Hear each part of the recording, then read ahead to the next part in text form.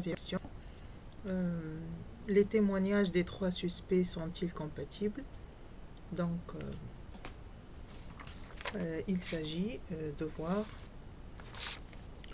les témoignages des 3 suspects sont compatibles lorsque les 3 formules sont vraies. Donc, on consulte la table de vérité, voir quand est-ce que nous avons grand 1, grand 2, grand 3 sont simultanément égaux à 1. Donc, c'est ce cas. Grand 1 est égal à 1, grand 2 est égal à 1, grand 3 est égal à 1. Dans ce cas, nous avons B est égal à 1, c'est-à-dire Brown est innocent, J est égal à 0, c'est-à-dire Jones est coupable, et Smith est égal à 1, c'est-à-dire Smith est innocent. La 4e question maintenant.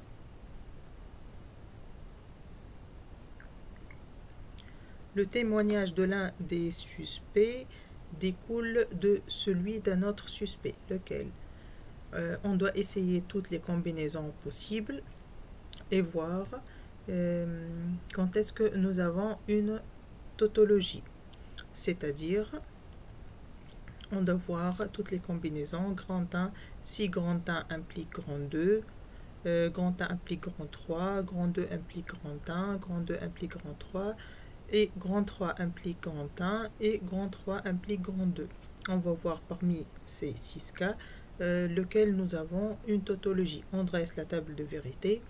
Nous avons parmi ces cas, on trouve que grand 1 implique grand 3, donc qui est une tautologie, ce qui veut dire que grand 3 découle de grand 1, c'est-à-dire que le témoignage de Smith découle du témoignage de Brown.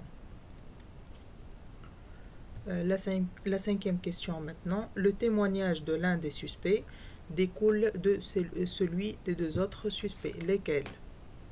Donc, ici aussi, on doit essayer toutes les combinaisons, à savoir grand 1 et grand 2.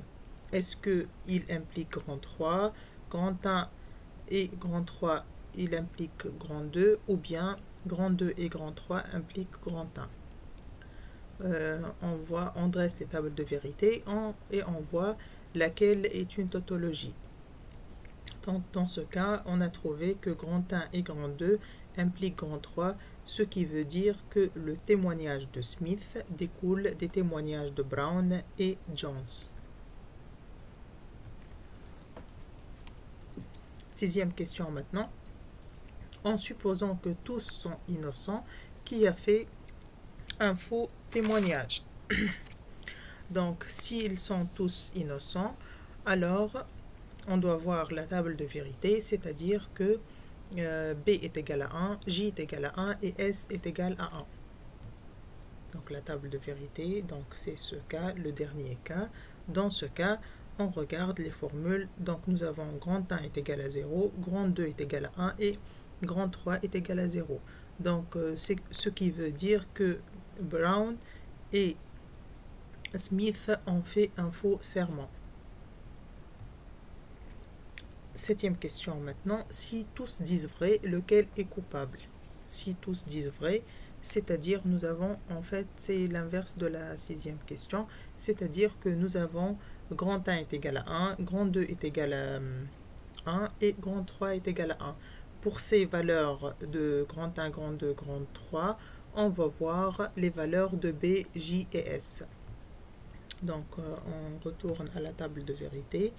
Donc, lorsque nous avons, voilà, grand 1 est égal à 1, grand 2 est égal à 1 et grand 3 est égal à 1, nous avons Brown est égal à 1, Jones est égal à 0 et Smith est égal à 1, ce qui veut dire que Jones est le seul coupable.